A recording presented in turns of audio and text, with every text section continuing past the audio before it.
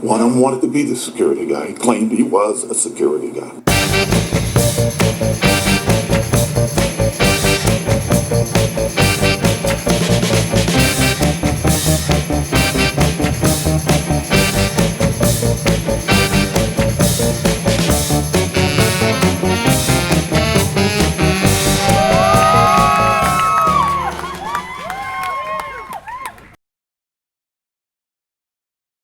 I'm back to Security Guy Radio. Karen, how you doing? I'm doing terrific. It's been about, what, 6 months, maybe 8 months? I saw you at ICOS? 6 months. Yeah. What's happened? Anything exciting in access control and all that stuff?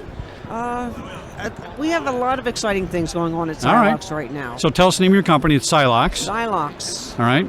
Now, I want to hear the funny version of how that name came to, because your husband told me a funny version. Do you have the funny version? I don't have the funny version. Oh, you got to get it from him. It's very interesting. The combination of two different possible names from two different companies. Well, I'll have to send you the memo on that one. It's kind of interesting. I don't know that But you guys have been around a long time. Yes, we have Since been. the 70s? 79. Now, So 35 years. Have you been operating it the whole time? No, I've been part of the group since 91. So I'm coming up on 25 years of working with this team. So what's the primary core of your business? What do you do primarily? We're an access control manufacturer, and we also are in crisis management and communications. Now, talk about the manufacturing piece. Ironically, I've met a lot of manufacturers today. Normally you don't, right? You meet the integrator or the guy that designs or something like that. So what is it you manufacture? The locking components or what? We manufacture the electronics, the controller that controls... The controllers, okay. Yeah, Yeah. control the locks, the doors, door switches, request to exit devices. Now, can your controllers integrate with other systems? Can I use a hit card on your controller, or do I have to use your controller, your card for it? No, our controller supports any card technology. Oh, good. That is Wiegand. Okay. So the bit formats really don't matter, but any reader that puts out a Wiegand format will communicate with our controller. And then you have the school component, which I think is even fascinating. Right. And tell us about that. Well, before I do that, I didn't know if you knew this, but our controller is made in New Jersey. I am unbelievably happy to hear that. I may be the only one I've heard of that's made in the United States. It is, all of our electronics are made in New Jersey. Oh, that's interesting. So we are truly USA made for all Sielox solutions. That's fantastic. All right, that's great. So tell me about the school program. Well, our crisis management product, we designed several years ago based on the red-green lockdown procedures that were recommended by FEMA after the Columbine tragedy. We took it from the original concept of 2 colors. We upped it to 5 colors. Schools that had deployed red-green told me I had too many colors. We said, not a problem, take some colors off. Then they started to add the colors back in. Oh. And now the recent one is I didn't have enough colors. So we've now enhanced the product up to 8. So we now have 8 colors because they wanted to start tracking things like maintenance or homeroom check-in, or that the room was evacuated after a fire drill, or maybe they had an irate parent at parent-teacher night. So they wanted to find other uses for the product besides the original 5 we gave them. Right. That's very interesting. I have a client that I do consulting with. They're a manufacturer, technically, right? But more of a mall. They manufacture product in a mall, all right? That everybody wears, all right? Big campus, and I mentioned your product to them, and they were very interested in that. Not a school, but just a big campus with 3,500 employees, spread out over 5 buildings and maybe 12 acres. And, building 7 that we always make fun of is because that's the problem building with all the collections and things in it, and they have all kinds of drama going on, and it's so far away, nobody knows what's going on over there. Sure. So you started in schools, but you find that this application is receptible in corporate. And the reason I'm asking, schools are always a hard sell, right? When my kids were in private school, I had the school contract for guards. I'm the expert. They wouldn't listen to me. They wouldn't listen to anything I told them, right? I came in one day and said, how come we're taking a nap and my kids have their shoes off? Well, they're taking a nap. I said, except there's an earthquake. They're going to cut their feet walking across the glass. Oh, we didn't think about that, right? So I don't know why schools are still so resilient to this. It's just bizarre to me. What do you think it is? I think that they recognize that they have the need for it, but they don't have the budget for it. I think it's still money. It's still money. Yeah, it's interesting. Even with all those lotto bucks we get and all that other stuff they're spending on schools. So walk us through how the Sielox system works for the schools. And I want to, while you're doing this, let me know if you have people that get your controllers and the Sielox software program in conjunction. Is usually just one or the other? Well, about 80% of the school deployments so far have been done with just using their existing infrastructure, Okay. their desktops, Yeah, it's laptops. less expensive, I suppose, yeah. Right. So, and they communicate across WAN, LAN, Wi-Fi, and high speed. A few schools have deployed using our electronics, our controller, where they have introduced wireless or hardwired buttons to signal status of their particular location. But most have used our panel to tie to their existing systems that they already have deployed, where we're triggering the real-time recording of their existing video system, or we're triggering the pull-up of the video on their monitors. And maybe 10 years ago that didn't happen because you had to have that guy's system to do that. Correct. So now the integration part is important, but I've been talking to a lot of people today about integration. I'm for it, but I'm not for it, right? It's great that I can take 5 different companies and integrate everything to some graphic user interface and an API and everything's great and we are going to hold hands and be friends, but the hacker now can get into one system and get access to all those things.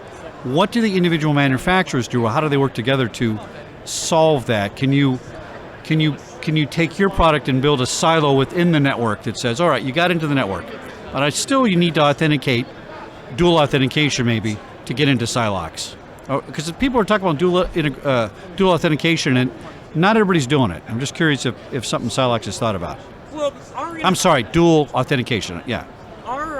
We can do dual authentication if you're getting into our system as an operator, but when we're integrating our system with existing solutions that are already deployed, we're typically doing it with output to input linking. So we're doing it through a cable and not through an IP connection. Oh, that's interesting. I didn't realize that. So we're sort of isolating it without it being truly, it's more of an interface than it is an integration. Okay, so is that different than other products? Or are most products hardwired like that? A lot of them are hardwired. Some of them are written under through an API where there is a soft connection between the two. But our crisis product we have done so far, they've been hardwired communication connections. So that helps cut down on some of that hacking stuff. Exactly. So you're sort of isolating all the products, and they're independent of each other, but they can all work in conjunction with each other. So walk me through the Sielox program. I'm a school. You're going to come in and pitch this to me. Tell me how this is going to work for me. And I got a school with 500 kids, and I got the greatest computers. They're all Apples. I got a nice internet. Everything's fine. Walk it through and make it seamless for me because I'm a pesky customer and I don't have time. Boil it down to us for the average person who wouldn't understand how this works.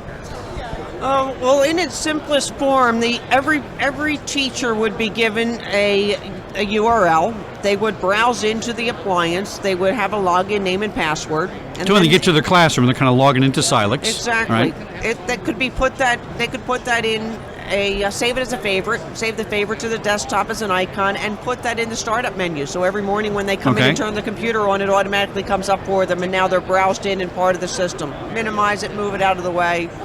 We would teach them what each color stands for, and if an incident situation changes in their classroom, they would select the appropriate color, and in less than a second, the principal, superintendent, security resource officer, or designated responder would now be receiving that condition change, and they could respond accordingly. Responders could also change alert levels and choose whether there's a lockdown situation that warrants them locking down the entire school.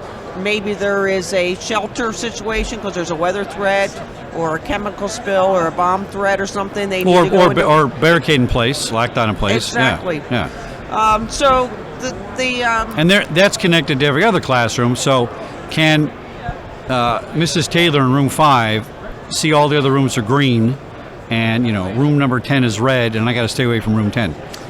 The teachers don't get to see their floor plans, so that all right. So they're isolated from that. The responders can choose to communicate with the classrooms to let them know and give them an update, gather additional information, or push out additional instructions. But the teachers never see the floor plan, so they don't see where there's the critical threat. So we don't get them into a panic. Well, that's one side of the argument. I see that. On the other side, knowledge is power too, right? So if I know the guys to the left, I'm going to go right if I have to leave, right? So that's one side. But the responders have the ability to push that information out in a chat form, to push it out to those and tell them to evacuate out of one wing maybe and not necessarily another wing. Now, if I'm the room that goes red, what do I use to go into that mode? If I happen to be sitting at my desk and I got my mouse open and I can push the button, that's one thing. Do we have some mobile app ability? Do we have some, panic button ability that'll set it into these modes? Any of those types of devices could be tied to the system. Oh, okay. All right. And then they're not limited. If they want to have the ability to have a hardwired button, they could. If they want to wear a pendant, they could wear a pendant. If they want to just use their phone or a tablet or their desktop, right. Any device is available to be used as an initiating, responding, or administering device. So as a teacher, if I go red, is the classes on either side of me, those classrooms, are they going to know I'm red right away, or does the administrator now have to jump in and say, okay, I'm going to let you guys know what to do? The classrooms on either side may not necessarily know that they're red unless the responders decide to communicate with them to let them know that they're in close proximity, or maybe they have a clear path and they should get out. So if I'm the end user and I wanted you to customize this for me, can we do that too? As far as the software goes, can I change it to permissions and let everybody see this or not everybody see that kind of thing? Screen-wise, levels of permission. There is some operator permission flexibility in it depending on who can perform what functions or who can see what screens. I currently do not have the ability to give the teacher the ability to see the floor plans, the real-time floor plans. I could give the teacher a map of an evacuation plan if we're going into an evacuation mode, but it's not the dynamic floor plans that the responders are seeing with real-time updates. Now, when people have this installed, are people training with it? Because there are so many good things on the floor today. It's amazing stuff, right? And what happens? You buy it, I buy my GoPro, and it sits in the closet because I can't push the button, I can't figure out how it works, and I get frustrated. What training do you recommend with this to, make sure it's sustainable, keep it working? It doesn't sound like much training, but you got to have some, right? It doesn't require a lot of training. We've put together training documents for our business partners to go out to the scene in the school and educate the responders, the administrators, how to interface with it, how to engage their local police, fire, or EMS, and how to do training with those, as well as the training designated for the teachers. So if you can use Windows 7, not 10, because nobody can use 10, but if you can use 7, you can operate this. Correct. Pretty much, or an Apple or something like that. Yep. Now, can the local police department have 5 schools on this system, and at their PD and their dispatcher, something goes kaboing and pops red, can they see that, and can they participate in responding in real time by seeing what's going on at the school? Absolutely. If the school decides to engage the local police department, they could be operators on the system and be getting real-time updates in a second on a lockdown situation happening at a school. Now, in theory, if I wanted to spend the money, I could have every classroom being an operator, correct? Every classroom can be an operator. In theory. Has anybody done that? Any of your clients done that yet? Yeah, everyone is an operator. Every teacher is an operator. Oh, no, I misunderstood, because I thought that, if I go red in my classroom, the classroom next door can't see that I'm red necessarily. Right? Well, every teacher is an operator. That's right. They can manipulate the system to go to a color. So I'm more interested if I wanted to buy a system that I would allow everybody to see everything. My classroom next door, I want them to see what the police department can see. They could choose to do that, I suppose. Just a different module. I would have to change some of the permissions available to the teachers for them to be able to perform that function. So the PD guy, he's sitting there looking at the dispatch, it goes off, it's Columbine. If Columbine had this, they're seeing classroom 1 go red. Oops, now classroom 2 is red. I got a situation.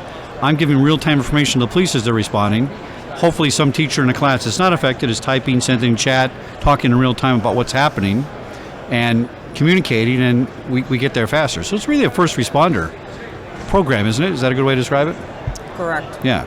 Anything else going on with the industry that we should know about? Any trends or anything? We have another exciting new integration in our booth this week. We have integrated to Allegion's NDE Engage Lock.